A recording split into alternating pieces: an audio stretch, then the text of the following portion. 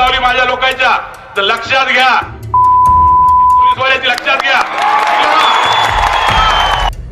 राज्याच्या आरोग्य राज्यमंत्री आणि परभणीच्या पालकमंत्री मेघना बोर्डीकर वादात सापडल्यात। भर कार्यक्रमात ग्रामसेवकाला धमकी दिल्याचा व्हिडिओ सोशल मीडियावर तुफान व्हायरल झालाय। हा व्हिडिओ राष्ट्रवादीचे आमदार रोहित पवार यांनी ट्विट केला।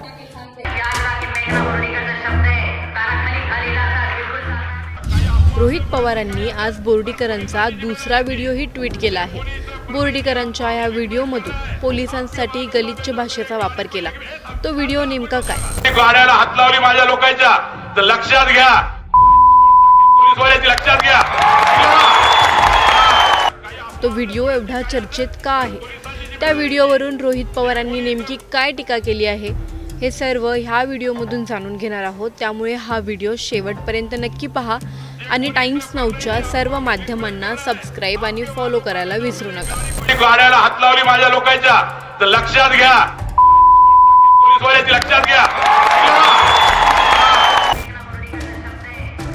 महायुती सरकारमधल्या एका मंत्र्याने चक्क सरकारी अधिकाऱ्याला कानाखाली मारहाण करण्याची धमकी दिली। राज्याच्या आरोग्य राज्यमंत्री आणि परभणीच्या पालकमंत्री मेघना बोर्डीकर यांचा एक व्हिडिओ सोशल मीडियावर तुफान व्हायरल झाला।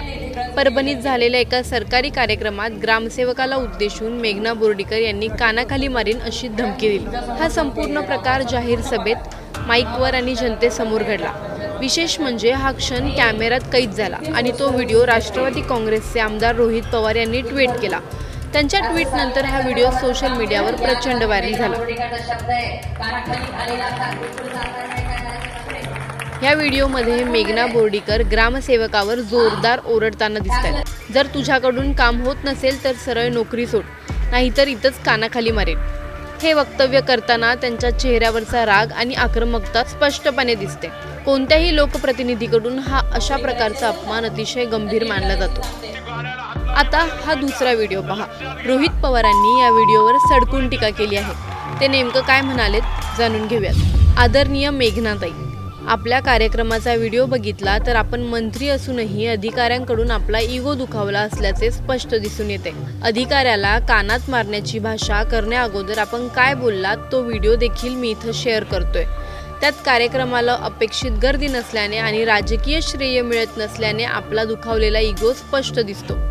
ताई, आपल्याबद्दल आदरच आहे, परंतु संवैधानिक पदावर असताना असंवैधानिक कृती करणार असाल तर मात्र ते समर्थनीय नाही। भर सभेत आपल्या कुटुंबियांकडून बंदोबस्तावरील पोलिसांना अत्यंत अश्लाघ्य शिवीगाळ केल्यावर टाळ्या वाजवून दाद देणाऱ्या राज्यकर्त्यांकडून काय अपेक्षा करणार? पवारांच्या या ट्विट नंतर मेघनाताईंवर काही कारवाई होईल का हेच आता पाहण्याजोगं आहे।